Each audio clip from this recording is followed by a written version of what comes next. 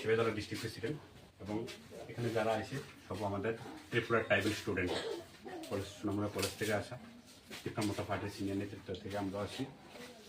তো আপনার মেয়ে কি হল? আমি মেয়ের বাপ। মেয়ের বাবা ভালো আছেন আপনি?